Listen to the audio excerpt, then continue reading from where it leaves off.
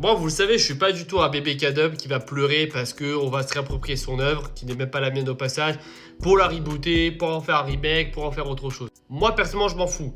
Et surtout qu'il faut comprendre, même un film indépendant, même un film d'auteur, même s'il aura des raisons plus nobles d'être fait, son but premier reste de faire de l'argent. C'est la société de consommation, c'est le capitalisme qui fait que l'art, son besoin premier, c'est de faire de l'argent. Parce que ça permet de faire perdurer la vision du créateur ou de la créatrice et ce qu'il veut montrer dans le cinéma. Par contre, on est d'accord, beaucoup de reboots, beaucoup de remakes, et ça date pas d'hier, sont généralement pas très bons parce qu'ils sont faits pour le coup pour des très très mauvaises raisons et surtout il n'y a pas de vision artistique ou créative parce que oui, une adaptation et un blockbuster peuvent être faits pour des raisons mercantiles, mais si tu le donnes à la bonne personne, il peut en faire quelque chose de très qualitatif. Mais là, j'avoue que ça me fait un peu peur parce que il paraîtrait, et ce n'est pas sûr, mais il paraîtrait que Disney serait sur le point d'annoncer un reboot de Indiana Jones.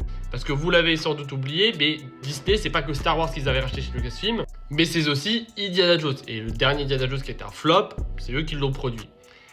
Et là, ils se disent, bah, tu sais quoi, pourquoi pas relancer la machine en faisant un reboot.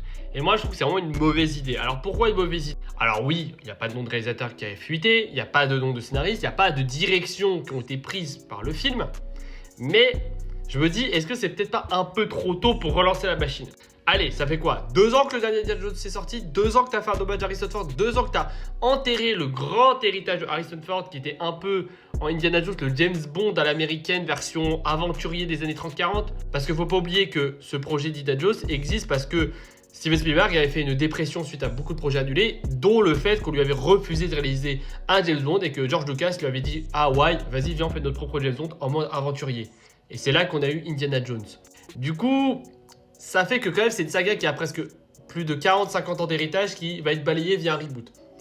Je pense qu'il faut peut-être attendre un peu, laisser Indiana Jones et son héritage se reposer, surtout qu'on a eu un jeu il y a à peine quelques mois qui est sorti. Laisser les gens penser à autre chose et là tu peux annoncer un reboot. Et surtout si tu annonces un reboot, qu'est-ce que tu peux faire avec Indiana Jones maintenant? Est-ce que tu veux faire un Indiana Jones moderne? Mais bon, ça s'appelle Benjamin Gates et ça existe donc déjà. Est-ce que tu vas faire un film des années 30-40 comme à l'époque?